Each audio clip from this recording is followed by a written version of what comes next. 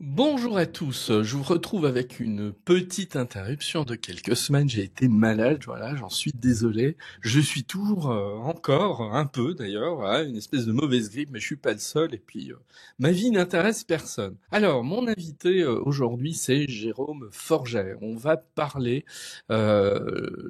investissement, on va parler investissement locatif, on va parler surtout investissement dans le meublé de tourisme, plus spécifiquement. Jérôme Forget, c'est un spécialiste, il accompagne en fait des investisseurs dans ce secteur quand même qui est assez particulier. C'est un secteur tourmenté. Pourquoi? Parce qu'on a eu une loi en novembre 2024 qui a quand même mis un frein sur un certain nombre d'atouts concernant la location meublée et la location de tourisme en particulier. Et puis, on a une année 2025, bon, qui démarre un petit peu en demi-teinte quand même, sur le financement, la question du financement, la question des prêts. Donc tout ça, Jérôme va nous en parler. On va reparler évidemment de la loi du 7 novembre 2024. Est-ce qu'elle change la donne sur ce plan ou pas? Là, on a un petit peu plus de recul par rapport à ça. On va aussi parler et comparer location nue, location meublée pour 2025. Dans quoi vaut-il mieux investir? Surtout qu'on a un État qui cherche quand même pas mal à rééquilibrer les choses, pour le dire franchement, plutôt à plomber la location meublée par rapport à la location nue. Donc, le sujet est suffisamment riche pour nous occuper. Donc, Jérôme Forget, mon invité, Passion Immo, c'est parti.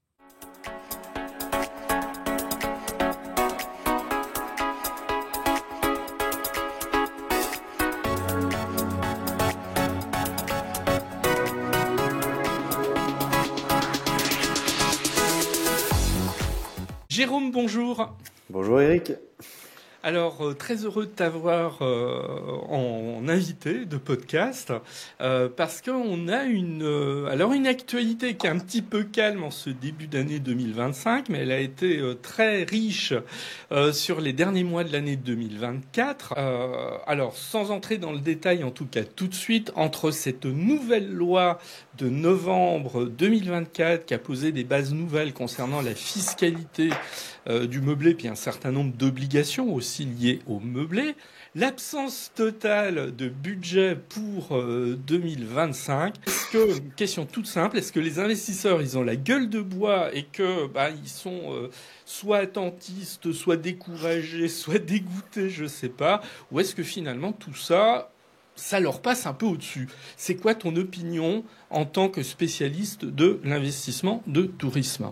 Mon regard, il est assez clair. C'est qu'aujourd'hui, malheureusement, nos investisseurs, ils sont dans un brouillard assez épais. Ils se posent évidemment des questions. Et donc, à partir du moment où ils se posent des questions, ils ont des doutes, forcément, ils freinent leurs projets. Et leurs projets d'investissement liés à la problématique touristique.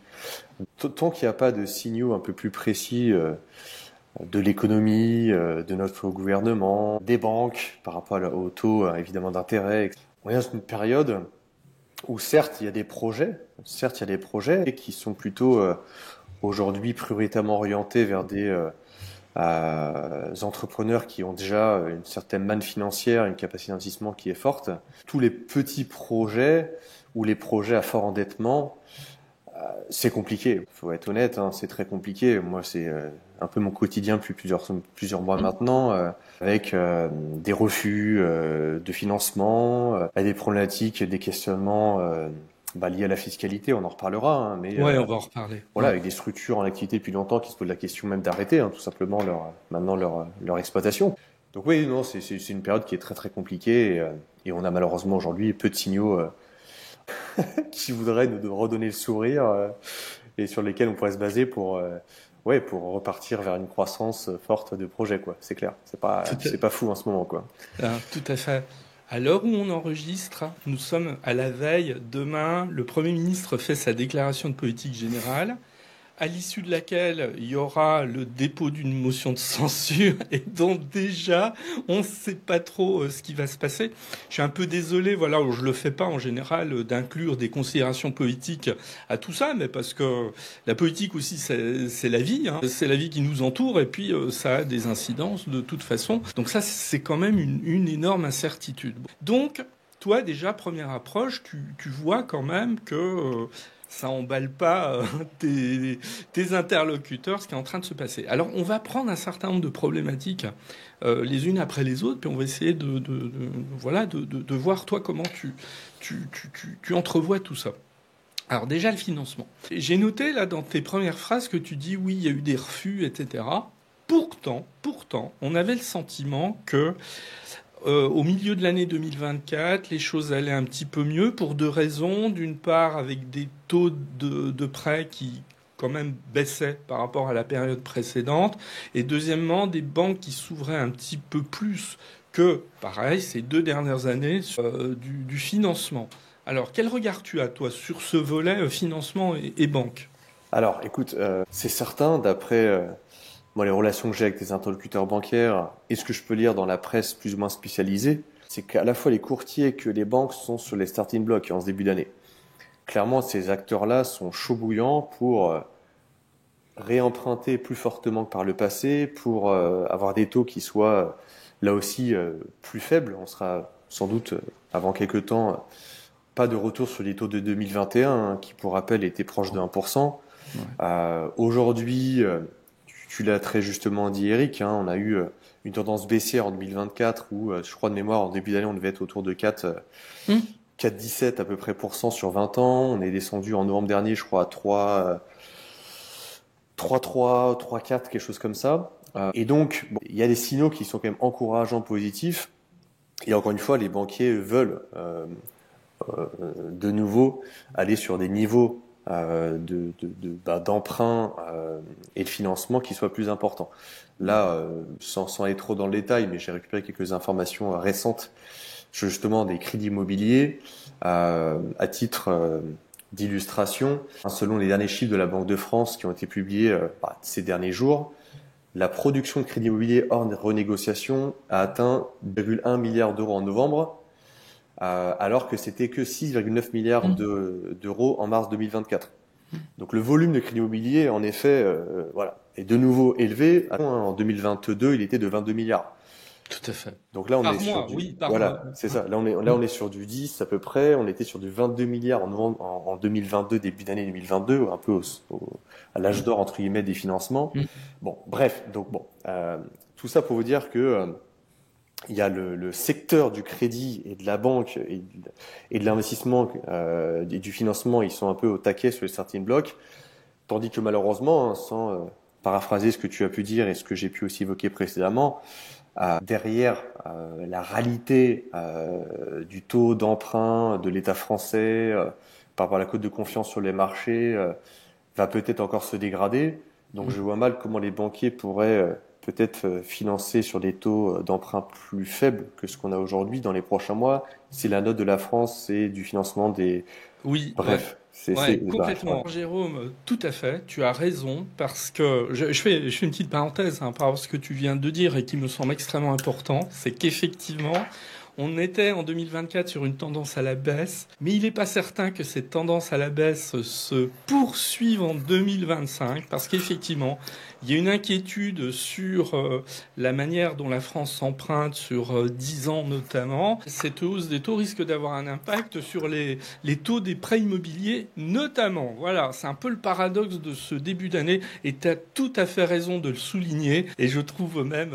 voilà, c'est ça être réaliste, hein, c'est examiner les choses et pas vendre de la poudre aux yeux aussi à ceux qui nous écoutent. C'est ça, c'est ça. T'es Ouais. plus l'expert de l'IMO que moi, hein, mais c'est vrai que forcément, je regarde aussi ça d'un petit regard. Donc ouais, voilà. Malheureusement, nos institutions bancaires sont positives, en tout cas au taquet sur les starting blocks, comme je l'évoquais, mais la réalité du marché va peut-être un peu aller à l'encontre de leur motivation et de leur envie, quoi.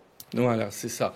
Mais cela dit, à ce stade, en tout cas en janvier, on peut rien dire sur une tendance dans un sens ou dans l'autre. Voilà, en étant extrêmement prudent, en ne frisant ni non plus la vision apocalyptique, ni non Non, plus non, c'est clair, un c'est clair. optimisme béat. Voilà, on peut que Comme, constater les choses. comme tu l'as dit, on avait bon, cette tendance qui était à, quelque part depuis l'âge d'or de 2021. On était à un pic en début 24 à plus de 4% de taux d'emprunt sur 20 ans. On était descendu à du 3,3 à peu près en novembre.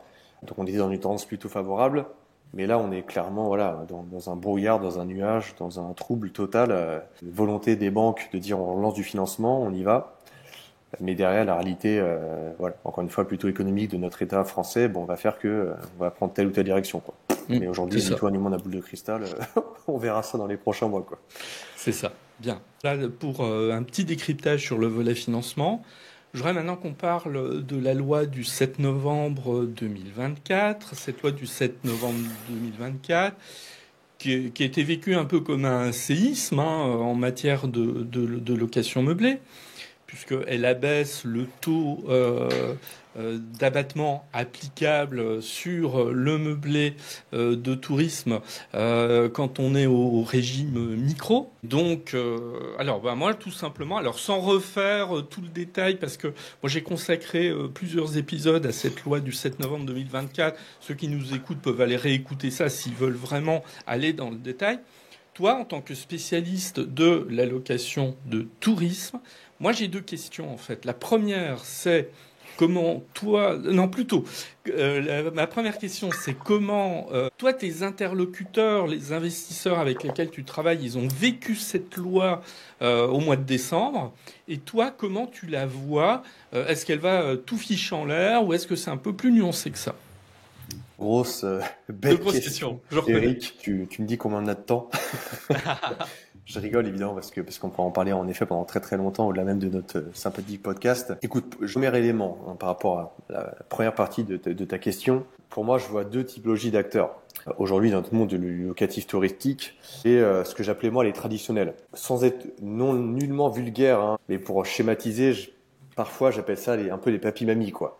Hum. Voilà. Parce qu'on est sur du profil réellement de propriétaires fonciers plutôt anciens, plutôt retraités, avec une complémentarité de revenus, complémentarité de retraite, garder leur patrimoine, après le transmettre. Ce profil-là, clairement, ils l'ont vu avec un très très très mauvais regard, avec un impact direct sur leur fiscalité, parce que tu t'en doutes, vous le comprenez, je pense toutes et tous, ils sont sur un régime justement microbique, quoi. Voilà, avec leur abattement qui a été réduit, baisse de leur patrimoine, enfin baisse en tout cas de leur pouvoir d'achat plutôt, pardon.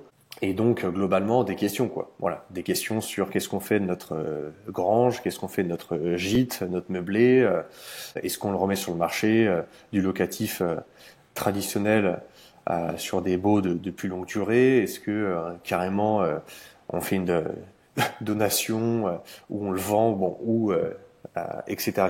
Donc cela, ouais, très très mauvais regard, mauvaise nouvelle, beaucoup de questionnements, beaucoup de préoccupations, et l'année 25 est vraiment une année un peu fatale pour eux, à savoir justement vers quel chemin ils vont Mm. prendre, ils vont se D'ailleurs, diriger. Jérôme, je me permets une question par rapport Oui. à ça. Toi qui les connais, pourquoi ils sont sous le régime micro, qui n'est pas nécessairement fiscalement le meilleur choix? Est-ce que c'est, comme on l'entend parfois, simplicité, et davantage par simplicité que par souci d'optimisation fiscale? Je suis à 100% raison, c'est Ouais. exactement ça. Ouais, ouais. Par totale facilité, par l'histoire, parce que c'est des exploitants qui sont en activité depuis très longtemps, hein, depuis, je sais pas, 15 ans, 20 ans, etc. Voilà, qui roulent leur petit chemin, qui sont mis sur tel ou tel site internet pour commercialiser, qui louent Mm. quelques semaines par an. Bon, voilà, ils sont contents avec ça, ça leur est bien jusqu'à maintenant, sauf que maintenant, par rapport à la problématique de fiscalité, ça leur va moins bien. Sauf qu'entre les 5, 10, 15, 20 dernières années, ceux, ils ne se sont jamais posé la question du fait que quel pourrait être un statut plus avantageux. Voilà, ils sont restés D'accord. là-dedans par simplicité, par confort et basta. Et c'est Mm. maintenant, entre guillemets, qu'ils peuvent en effet un peu pleurer en se disant merde, quoi. Il faut peut-être que j'évolue, peut-être que je modifie, mais quoi? Et ils sont sur une totale méconnaissance de ces sujets, quoi. Faut être honnête. Alors, ce qui en soi est, je trouve, toujours intéressant, ça montre bien que il y a vraiment plusieurs typologies d'investisseurs immobiliers et certains sont pas toujours dans l'optimisation, ils maîtrisent pas tout de A à Z, etc. Ils font des choix, c'est de la simplicité. En fait, ils veulent pas se prendre la tête, quoi. Totalement, ouais, c'est sûr, c'est sûr. Mm. On est vraiment sur ces réflexions-là, quoi. Ouais. Alors eux, en fait, t'es un peu inquiet pour eux, ils savent pas trop ce qu'ils vont faire. C'est quoi Ouais, leur bah c'est action ça, de ouais, réflexion? Ouais. ils sont concrètement dans l'interrogation. Parce que c'était des activités, ceux qui tournaient relativement mal, qui étaient peut-être aussi un petit peu en perte de vitesse, un peu à bout de souffle, hein. C'est un peu le profil, tu sais, des gens qui se lamentent, hein. Voilà, je suis moins visible qu'avant sur Internet, les agences de voyage en ligne me prennent trop de commissions, les clients, ils sont de plus en plus compliqués, j'ai un concurrent qui est arrivé à côté de chez moi, bref, tu vois. Donc cela, ça peut être un peu le coup fatal, quoi. De se dire, bon, bah oui, en effet, faut changer. Mais est-ce qu'ils vont changer vers un statut réel? Honnêtement, j'en suis totalement incertain, hein. Je pense qu'ils changeront plus vers soit abandonner, soit clairement bah, commencer à en faire moins qu'avant, quoi, et en faire différemment, à se mettre sur des plateformes d'échange entre particuliers, recevoir plus les amis, louer à des copains. Bon, je dis ça, je dis rien, mais en tous les cas, voilà, c'est sûr qu'ils vont pas rester comme ils étaient par le passé, ils vont évoluer vers tel ou tel scénario, quoi. J'avais lu un article, et ça m'intéresse là encore que tu me dises ce que tu en penses, où le journaliste expliquait, oui, mais est-ce qu'on n'a pas un risque que finalement, certains, bon, qui travaillaient de manière tout à fait légale, ils faisaient leurs déclarations, etc., ils risquent pas finalement de bosser un petit peu au black, quoi, pour parler franchement. Bah écoute, tu parles plus franchement que moi pour une fois. Je sais pas le dire, mais tu as compris dans mes quelques mots précédents qu'en effet, je sous-entendais légèrement ce type de comportement, quoi, et d'action, c'est sûr, c'est sûr. Aujourd'hui, certains se cachent pas, hein, en off avec moi, ils disent voilà, Jérôme, bah, moi, je vais accentuer en effet une partie un peu bah, non déclarée, hein, un peu grise, hein, pour pas dire plus. En off avec certains de mes voyageurs, quoi. Voilà, c'est sûr. Ça va être là aussi sans aucun doute un retour un peu de coup de bâton de cette réforme, quoi. Après l'évaluer plus précisément, on en est incapable, mais c'est sûr qu'il y a certains de ces acteurs-là dits traditionnels dans mon jargon qui vont, alors que tu l'as très bien dit, alors que c'était même dans leur propre feuille de conduite, hein, et éthique, pour eux c'était important d'être toujours dans les clous.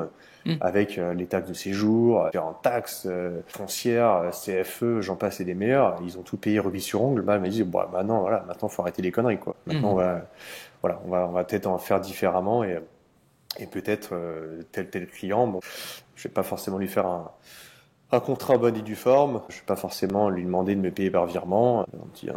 Voilà, un peu d'argent direct. Voilà, ça risque d'être une des conséquences directes, quoi. C'est sûr, c'est sûr. Bien.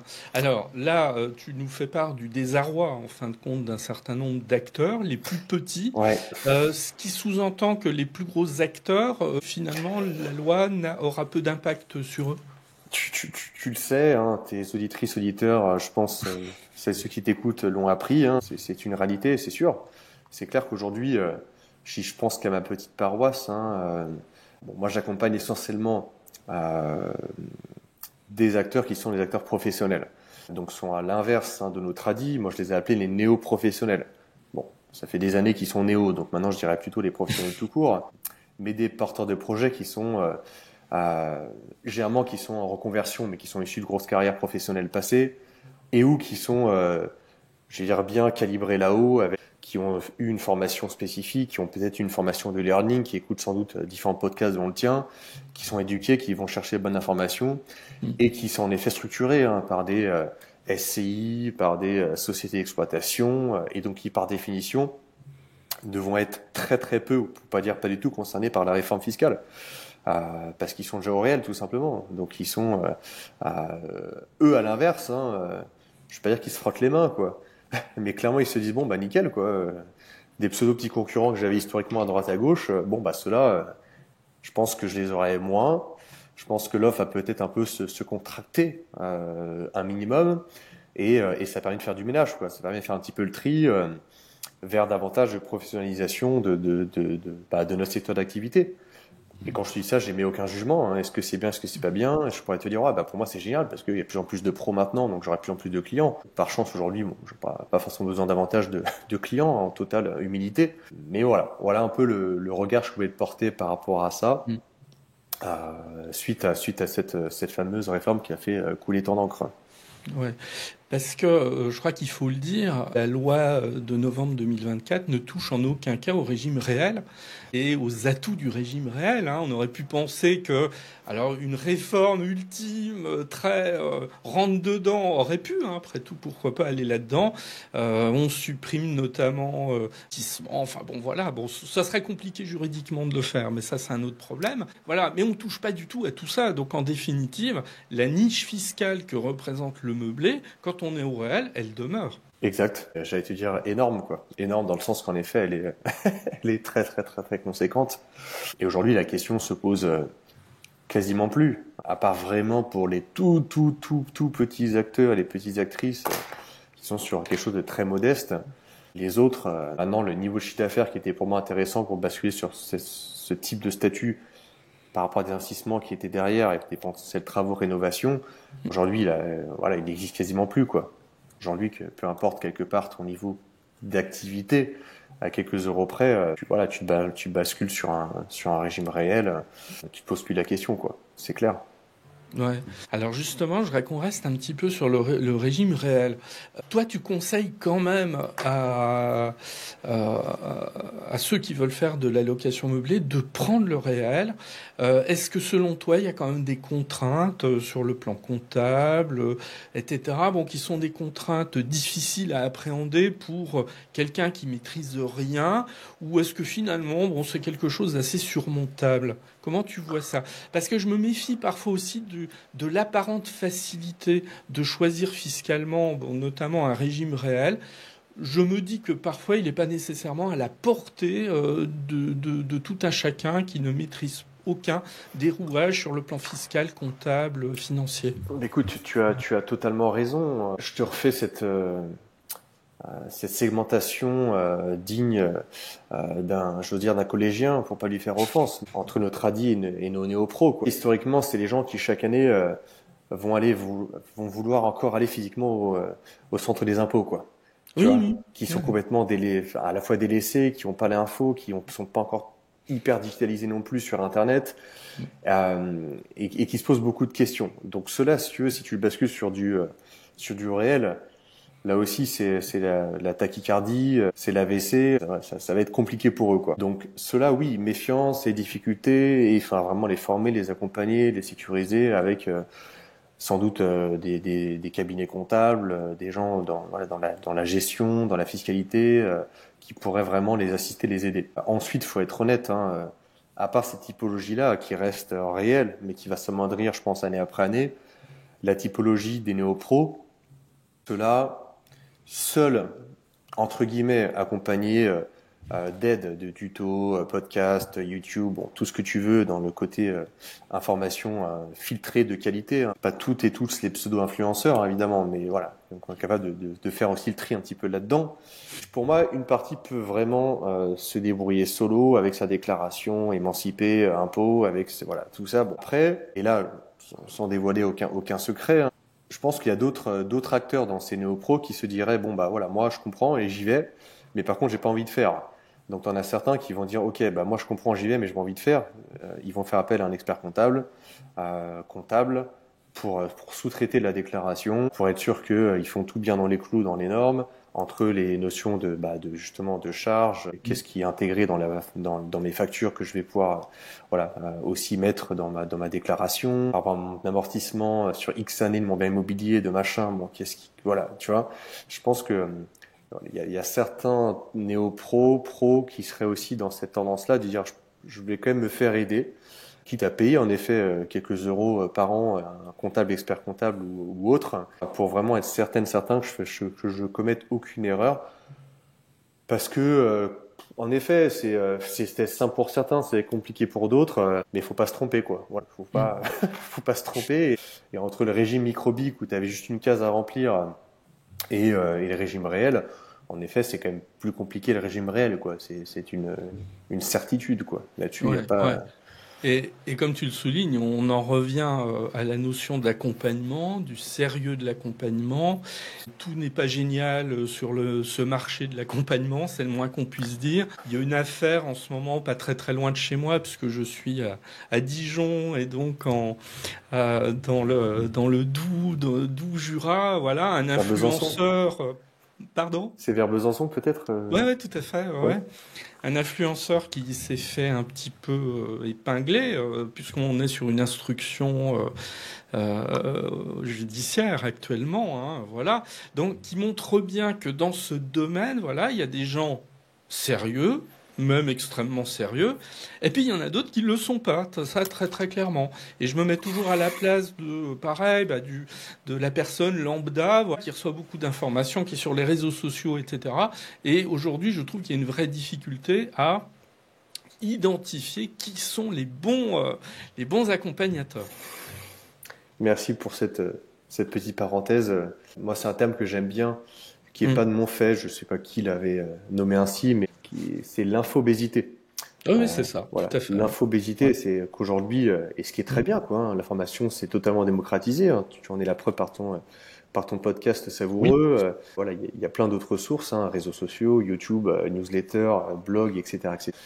Sans faire le vieux crouton, mais quand j'ai créé la boîte, moi, en 2010, tu vois, il y a 15 ans maintenant, avec newsletter et blog, j'étais déjà entre une rockstar et l'influence se limitait à ça et j'avais quelque part aucune concurrence, quoi. Bon, aujourd'hui, même si je suis un vieux briscard de 15 ans, ma seule notoriété et mes seuls clients, je vais pas dire qu'ils ne suffisent plus, mais, euh, mais il faut aussi quelque part, que je me renouvelle pour faire face à une, entre guillemets, concurrence, quand j'ai entre guillemets, parce que certains, sans aucune, là aussi, arrogance, hein, je dirais que certains ont pas forcément mon expertise, sans parler de mon expérience de plus de 15 ans maintenant, Mm. mais ils sont tellement bons sur les réseaux sociaux, je sais pas, tu vois, qu'ils pourraient te vendre une télévision en aveugle, quoi. Ah, mais complètement. Ah, oui, tout à fait. Et Ouais. ça, c'est vrai que parfois, moi, ça peut me perturber sans faire ma psychologie à deux balles. Mais c'est aussi pour ça, voilà, que je me dis que je suis content que tu m'interviewes pour que je puisse aussi être dans un canal moderne de communication, quoi. Oui, oui, oui. Et puis c'est à chacun aussi à prendre ses responsabilités. Moi, je sais, je le dis sans me vanter, hein, c'est pas ça, c'est pas mon registre. Hein. Mais je pense que c'est à chacun, quand par exemple on anime un podcast, de sélectionner aussi ses interlocuteurs, de pas inviter n'importe qui, d'inviter des gens qui ont une parole sérieuse, rigoureuse. Enfin, moi, je sais que c'est vraiment pour moi quelque chose d'absolument essentiel. Et je refuse parfois des demandes d'interview parce que j'estime que non, la personne n'a pas des garanties suffisantes de sérieux. Et je suis étonné aussi sur une chose, c'est parfois la crédulité du grand public. Je vais le nommer, moi j'ai pas aucun souci avec ça, surtout que c'était relayé dans la presse. Le fameux influenceur de Besançon, voilà, qui a été épinglé par la justice. Il y a une instruction qui a démarré. Son surnom sur les réseaux sociaux, c'est Tom Monopoly. Et je suis assez sidéré quand même qu'un investisseur fasse confiance à quelqu'un qui se surnomme Tom Monopoly. C'est quand même un jeu de société où le sérieux, ici, il est quand même... Ben non, mais il y a des gens qui font confiance, quoi. Et c'est quelque chose qui m'étonne quand même. C'est vrai, c'est vrai, c'est vrai. Alors, je voudrais qu'on embraye, et on va terminer par là, sur la loi de finances, ou plutôt sur l'absence de loi de finances. Moi, j'aimerais que tu nous dises si ça a un impact, là encore, sur cette situation un petit peu bizarre qu'on est en train de vivre. Moi, je vais donner un exemple quand même, parce qu'on pourrait se dire, bon, après tout, voilà, la loi de finances n'a pas été votée, il n'y a pas mort d'homme. Bon, oui, après tout, pourquoi pas, on peut le voir comme ça. Moi, je prends un exemple. Loi de novembre 2024, elle a abaissé le seuil pour le régime micro, enfin, en tout cas, l'abattement, et le seuil, d'ailleurs. Et il était question dans les discussions de l'abattement sur la location nue, de telle sorte, voilà, qu'on ait quelque chose d'un peu équilibré. D'un côté, on rendait moins attractif la location meublée, mais de l'autre, on essayait de rendre plus attractif la location nue. Manque de bol, il n'y a pas de loi de finances, donc on a quelque chose qui est un petit peu bancal. Donc voilà, donc ma question, est-ce que cette absence de loi de finances, alors tu as un peu répondu au début, hein, mais comment toi tu le vois, est-ce que ça permet d'avoir une moindre visibilité quand même sur la pertinence des investissements, qu'est-ce qu'on va faire, qu'est-ce qu'on va pas faire dans les mois qui viennent? Ou est-ce que c'est à la limite sans incidence? Ouais, mon cœur balance un petit peu. Hmm. C'est vrai qu'on est quelque part enfin maintenant face à la réalité de cette fameuse réforme de novembre dernier. Donc ça a déjà été tellement long, je crois que ça a duré 1 an, voire 1 an et demi, quoi. C'est ça. Ouais. Tu vois, pour qu'ils accouchent de quelque chose. Après forcément déception, hein, par rapport à, pour moi, hein, sans faire mon côté militant, mais et je fais une mini parenthèse par rapport au fait qu'il y a une typologie d'acteurs, moi qui m'est chère, ce sont les chambres d'hôtes, tu vois, qui ont été intégrés Hmm. dans la Ah réforme ouais. un peu à Ouais. la dernière minute, alors ce qui n'était pas forcément prévu, en tout cas c'est pas les bruits que j'avais pu moi avoir, et Oui, qui oui. se retrouvent maintenant aussi avec un abattement minoré sur le même niveau les tourismes. Bon, donc ça c'est Ouais. vrai que là aussi, bon, c'est un peu déroutant, et il y a aussi des pauvres, j'ose dire, propriétaires de gîtes et de chambres, enfin de chambres d'hôtes, pardon, pour le coup, qui se posent réellement la question, qui ont mis en stand-by leur projet, qui vont plus le faire. Donc là, il y a un impact qui est assez important. Tout à fait. Euh, Sur le volet chambre d'eau, autant le reste, bon, il y a une certaine logique, on veut rééquilibrer le marché. Sur le volet chambre d'hôte, moi, j'avoue, j'ai pas compris. Enfin, vraiment, ouais, non. ouais, On a tous rien compris, hein, Gîtes de France les premiers, ouais, bah oui. qui ont, je crois, depuis rencontré, c'est en décembre, notre ex maintenant ministre du Tourisme, hein, puisqu'elle a été Mm. évidemment elle est évincée, écartée, elle n'est pas renouvelée dans son poste. Et voilà, bon, ça c'était une mini parenthèse.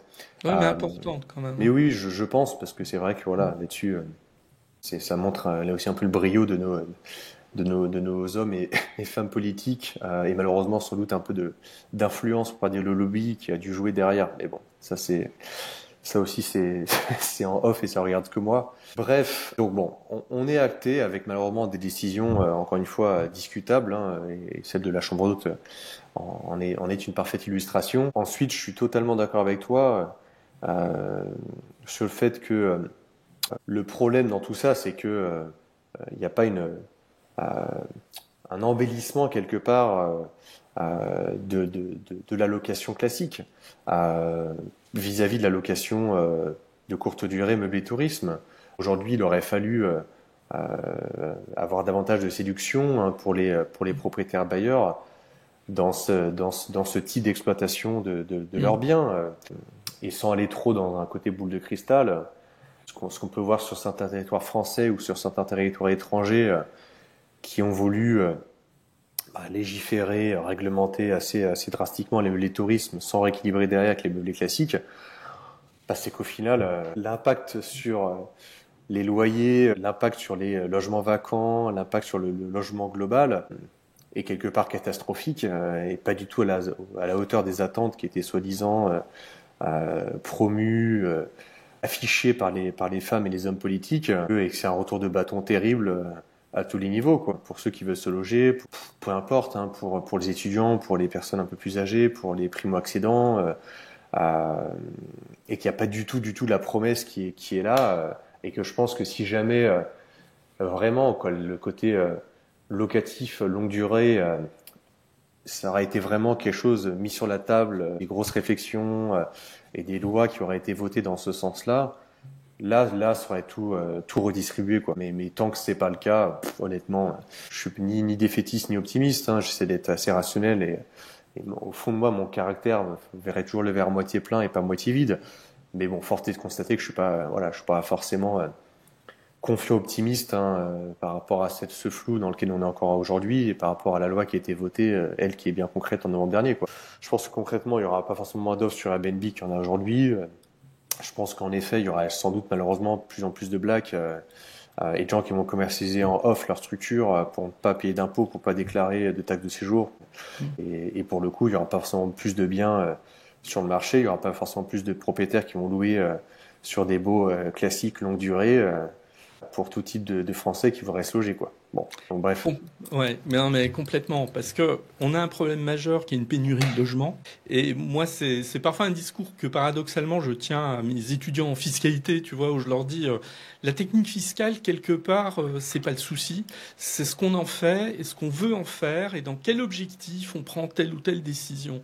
Voilà, et c'est là je te rejoins totalement. C'est-à-dire je ne vois pas en quoi ces décisions qui viennent d'être prises vont résoudre cette problématique qui devient une problématique dramatique, hein, parfois de pénurie de logements. Alors pas sur l'ensemble du territoire, hein, voilà, c'est assez contrasté. La fiscalité, c'est pas une fin en soi. La fiscalité, c'est juste un outil pour améliorer le quotidien et le mieux vivre ensemble. Alors moi, j'ai peut-être une vision un peu idyllique des choses, mais c'est vrai que si on oublie à un moment donné la finalité des choses, je pense qu'on perd la dimension politique au sens noble des choses. C'est certain. Je suis totalement d'accord avec toi là-dessus. La chose qui peut être là, par rapport à ce qui a été voté, pertinente, sous certaines conditions, c'est la boîte à outils qui est mise à disposition pour les comités de communes, pour les communes, pour les villes, pour les agglomérations. C'est une chose que je vois à La Rochelle, pour nommer ma petite entre guillemets ville, hein, ville de taille moyenne. Hein. Je crois que la ville c'est plus de 70 000 habitants, l'agglo c'est 170 000 à peu près au niveau de La Rochelle. Je pense que Dijon doit être un peu plus un peu plus puissant entre guillemets, un peu plus gros que ça. Un petit peu, je pense. Mais pour te dire que voilà qu'ici, sans citer comme un exemple, hein, voulant pas faire ni d'amis ni d'ennemis à l'échelle de ma commune, hein, voilà, il y a certaines choses qui sont intéressantes en termes de dispositifs par rapport aux propriétaires. Pour essayer autant faire se peut, étant donné qu'on a une vie quand même très universitaire, hein, très jeune, très dynamique d'un point de vue au niveau, voilà, des jeunes en formation professionnelle, pour, tu vois, un peu, si tu veux, pas totalement pénaliser le tourisme, mais dire que le propriétaire a intérêt de louer à des étudiants l'année et ensuite a une possibilité d'ouvrir sur du locatif touristique l'été. Tu vois, ça typiquement, sans aller dans les détails fiscaux, parce que je connais pas forcément très bien tout ça, mais comment tu peux t'insérer dedans? Est-ce que tu as main de contourner? Est-ce que c'est pour tous les logements? Je crois qu'il y a une notion de superficie, tu vois. En dessous ou au-dessus de telle superficie, tu peux aller dans ce genre de programme ou pas. Mais bon, là, ce que je me dis en espérant que l'échelle plus territoriale, tu vois, à savoir les villes et les comités de communes, d'agglomération et autres, peuvent, elles, peut-être mieux comprendre leurs problématiques de logement. Et là, non pas jouer le rôle de l'État ou aller contre ou se faire, tu vois, entre guillemets, le répondre au manque de l'État qu'on a parlé précédemment. Je me dis peut-être que là, autant faut-il que ça soit voté au conseil municipal, autant après aussi faut-il qu'il n'y ait pas forcément d'action, comme ça peut être le cas aussi de légal mené contre elle par certains lobbying, pour pas appeler ça des lobbying Airbnb, mais voilà, qui peuvent en effet aller contre. Et tenter de mettre une action en justice par rapport à des réformes plus territoriales. Bon, là, c'est un petit vœu aussi que je fais. Ouais. J'espère que les choses pourront être un peu plus, tu vois, équilibrées. Non, mais je te rejoins assez. Hein. C'est-à-dire qu'effectivement, c'est un volet un petit peu technique de la loi, mais qui, pour résumer, donne davantage de pouvoir aux maires et notamment à des communes qui jusqu'à maintenant n'avaient pas cette possibilité, donc des plus petites communes. Donc ce qui est une manière que l'État dise, bon ben voilà, on a un problème et on vous donne, tu as employé le terme boîte à outils, c'est tout à fait ça, on vous donne des possibilités. Bah maintenant c'est à vous de voir. Et on sait déjà qu'il y a des communes qui vont utiliser, puis il y a d'autres communes qui disent, bah nous on n'est pas concernés sur notre territoire, donc on va pas faire particulièrement quelque chose dans ce domaine. Donc ça, c'est plutôt intéressant, hein, quand même, pour pas avoir une vision purement négative des choses. Voilà. C'était peut-être pour finir sur une petite note d'optimisme, Eric. Tout à fait. Je voulais justement, en conclusion, tu vas me dire si je trahis ou pas ta pensée, parce que c'est important. Moi, j'ai l'impression que de cet échange, ce qu'il faut en retenir, c'est l'allocation meublée, elle est pas morte en termes d'attractivité fiscale du tout, mais elle risque de davantage se concentrer dans les années qui viennent vers des gens qui sont plus professionnels et en tout cas ça risque de laisser un petit peu sur le côté des gens qui faisaient ça en à côté sans trop se prendre la tête. Est-ce que je réduis ta pensée en résumant les choses ainsi? Tu es ma bonne conscience et tu es juste dans ces propos que je valide à 100%. Ouais. Eh bien, parfait. Eh bien Jérôme, je te remercie infiniment de cet échange, de ton éclairage et de cet accompagnement toujours avec beaucoup de mesures, ce qui est très intéressant. Merci Jérôme et à très bientôt. Merci à toi, à bientôt, au revoir.